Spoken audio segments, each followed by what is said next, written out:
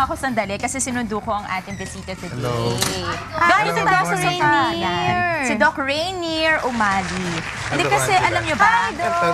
Hello, Doc. Upo muna tayo, Sige, Doc. sure. Ayan, share ko lang sa inyo, kasi nitong, kailan ba to? Recently lang, may ilang babaeng preso sa isang female dormitory sa Cebu, Detention and Rehabilitation Center, yung nagwawala daw at saka nagsisisigaw. Nagsisisigaw sila. Tapos, ang daming iba't ibang lumabas sa paliwanag, ang daming speculations, and isa dito yung tinatawag nilang mass hysteria.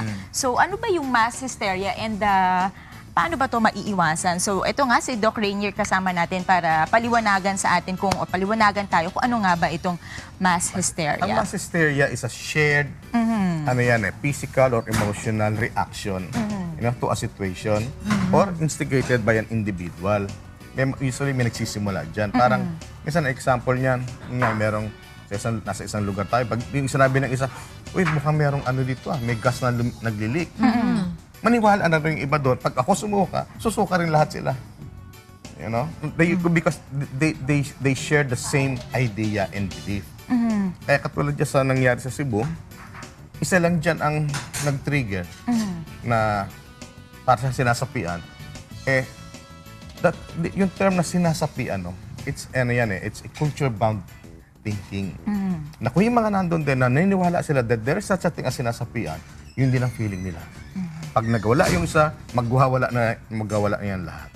Doc, kasi itong pinag-uusapan natin, yung mga inmates kasi ito sa Cebu, so matagal na sila magkakasama doon sa isang lugar. So, dapat ba, or yung mass hysteria ba, it only happens to people na matagal na magkakasama, or it can also affect yung mga people na kunwari, sama-sama lang sa isang lugar, tapos may isang nag-start ng commotion? Pwedeng na hindi kayo magkakakilala. It also happens. You share the same belief. Oo. Yari, nasa commuter train kayo. Oo. Biglang may isa dyan sumigaw na, may gas dito o may lason na naniniwala yung iba. Lahat yan maniniwala na meron. Lahat sila maghihimatayan. Lahat maghihimatayan yun. Gaya-gaya na yan. Pero sabi ko nga na yan, dapat din, i-distinguish mo between yung isang sitwasyon na tinatawag na shared psychosis. Ano naman yung Magkaiba Doc? yun paano yung mga mass hysteria, usually meron siyang mga physical manifestations, yung mga, minsan may skin eruption yan. Tatanong ko nga, Doc, sana kung sino nga yung mga at risk na nagkakaroon ng mass hysteria. Can we say na mababa ang EQ, yung mga ganyan, na naapektuhan agad? We cannot say mababa ang EQ, but a different EQ. You know? And culture bound, as I say, it's culture bound. Ano ang paniwala nung tao sa komunidad na yun? Di ba, kunyari, mga naniniwala sa anting-anting, lahat yan naniniwala sa anting-anting. Now, babalik ako doon sa sinasabi kong shared psychosis. Sa paano yan naman, 5 klase yan. We call, number 1 is folie à deux, folie à trois, folie à quatre, folie à famille, and folie à communique. Ano yun, Doc? Folie à deux is a shared psychosis between two individuals. Usually, magkapatid or magpinsan, magkaibigan. Folie à trois between the 3 of us, folie à quatre between the 4 of us, folie à famille between our family, and folie à communique between the entire community. Ang pinahang classic example nito, it happened in the 1960s, yung grupong Lapiang Malaya. Hindi pa natin alam Hindi yun. That group believed that they cannot be hurt by bullets. Bulletproof sila. 1960s, yes. Kilala na ni Kong yan. Nilusob nila ang Malacanang. They stormed Malacanang, to overthrow the government nung panahon ni Marcos.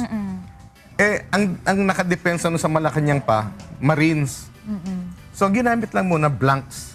So, paglusob, pinaputokan nila, nag-atrasan dahil may putok na Tapos nakita nila, uy, wala kaming tama So, lalo silang naniwala. Oo, mas lalo sila naniniwala. So, nagkaroon sila ng second wave.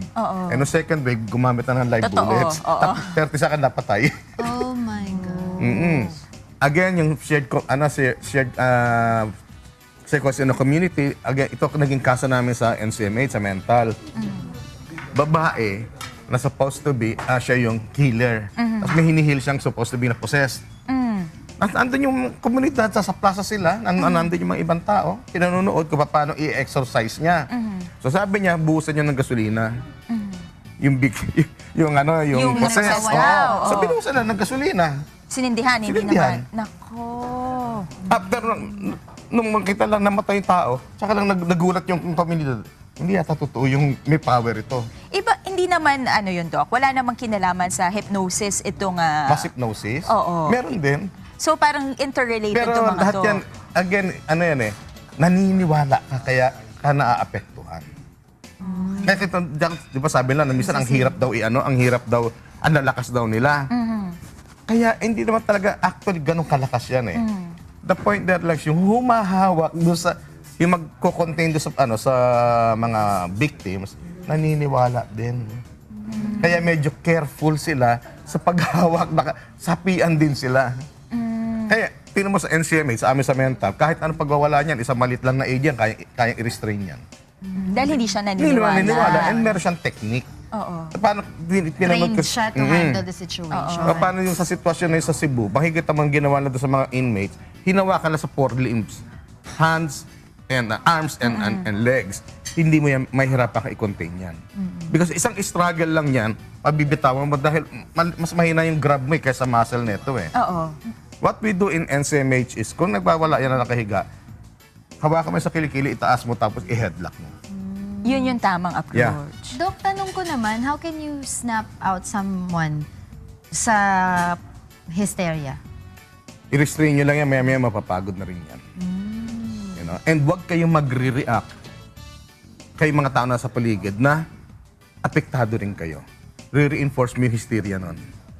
Somebody So has not to be necessarily that person is acting, but just because yung situation given that everybody's reacting to it, Yeah. kaya nagkakaganon. nare-reinforce. Kaya kami sa NCMH, magwala ka dyan, wala lang, cool lang kami. Pakikuha na yan, tas tali. Inject ng sedative, tulog. So, Doc, yung nangyari sa Cebu, malaki talaga yung possibility na mass hysteria nga yung nangyari. Yeah, oo.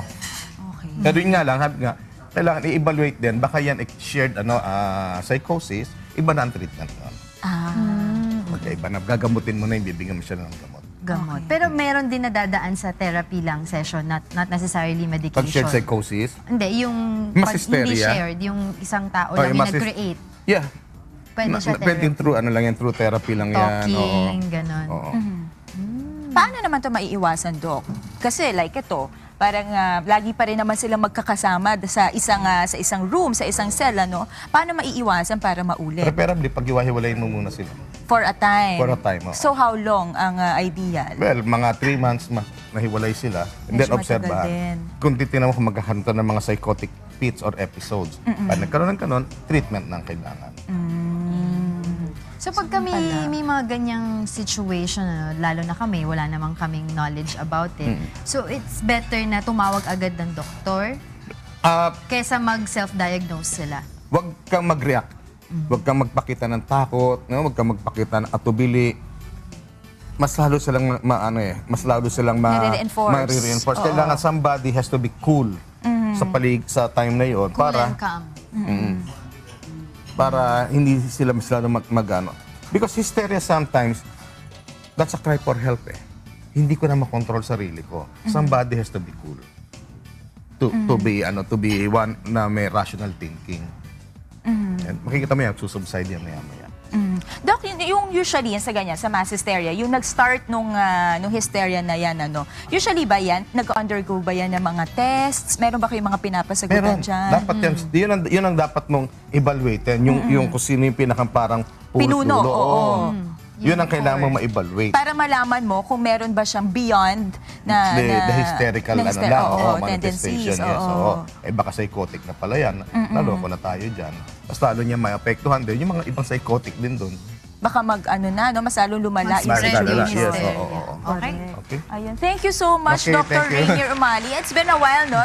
Since mong last visit dito. So we're very happy that you're back. Yeah, I'm always- And ang dami namin natutunan. Thank you. Thank you. Thank you.